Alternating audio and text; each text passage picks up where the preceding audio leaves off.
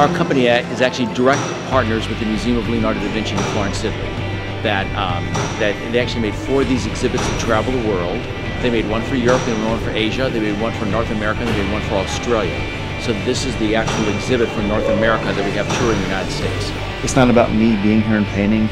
It's not about people looking at old pictures of Da Vinci stuff. It's actually about children coming in here and actually reconnecting with their own humanity. It's about connecting with the spirit of a living artist, that's me. It's about connecting with one of the most famous artists we've ever known, which is Da Vinci. It's about feeling that you are actually equal to them and actually connected to them. And by understanding that, you understand that you can move forward and you can literally just be the next big inspirational transformation of our society, of our world.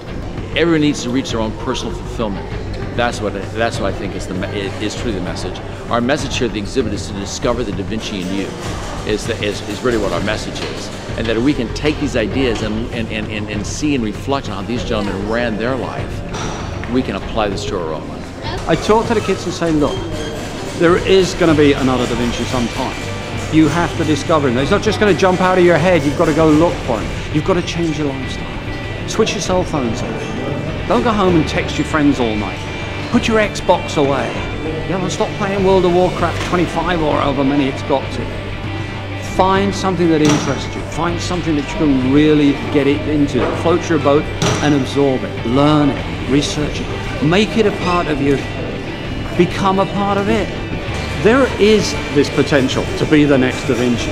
The one thing that I like about Da Vinci, and I think the ultimate Renaissance man, is he covered everything. People say, oh, Leonardo, he was a painter, yes.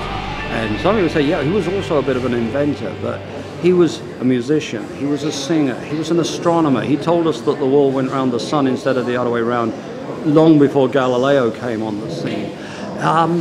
He was an architect, of course, as we know. He was a sculptor, though perhaps not a particularly good one, you know, compared to who was about at the time.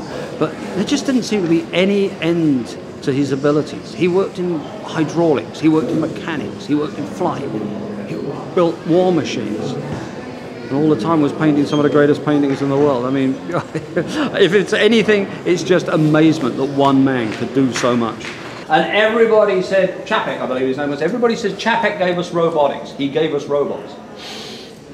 Leonardo da Vinci gave us robots some 500 years beforehand. Using springs made of laminated wood, like the one on the catapult behind you, the trebuchet behind you. Later on using metal springs, ropes, pulleys, gears, hinges, etc., etc. He mechanized model men. I think he was a man looking for stability. I think he, like all of us, was looking for stability, and he found it in the balance and the clarity and the harmony of his creations. That's why they're applauding. Everyone agrees. He wanted to protect the common man and to make the common man's life easier. That's what his whole idea was through his whole life, and truly that's what he wanted to be respected by. He didn't want to be respected by kings or princes or aristocracy. He wanted to be respected by his own peers, which is the absolutely coolest thing. Leonardo's idea is we pick a battlefield, we pick a date, the way we would have in the normal way of things, but you arrive not with troops but with a whole line of robots. And I arrive with a whole line of robots, and we wind them up and we let them go. You and I go for a glass of vino, slice of pizza, whatever you like. And when we come back, whoever's got the most robots left standing, or any robots left standing for that matter, is declared the winner. We have had our war, which Leonardo knew we were, man's too stupid to stop fighting wars. He said it 500 years ago, we're still doing it, aren't we? We've had our battle, we've settled our territorial dispute, and not a man has been hurt. And that was Leonardo's reason for building robots. Because we know now that all these people that are above us that are running this, they have actually no meaning in our life. The only meaning in our life is the people that we can reach out and touch, people that we can reach out and affect. And that's what we want to do in our life. The people that are closest to us and the people that we can actually reach out and talk to, which I think is the greatest message. I think everyone's purpose probably falls into one small point of their most intense passion. Whatever they're the most intense about is what they should really spend their time doing. That would be my suggestion to anybody. The main thing that I've learned is the personal time that you need for your personal development. That is the most thing that's what they had. That's what Da Vinci had. That's what Michelangelo had. when we had the exhibit in Denver, they actually had a reproduction of actual Michelangelo's actual desk that he used. But he didn't call it his desk. He called this area that he worked in, he called it his contemplative room.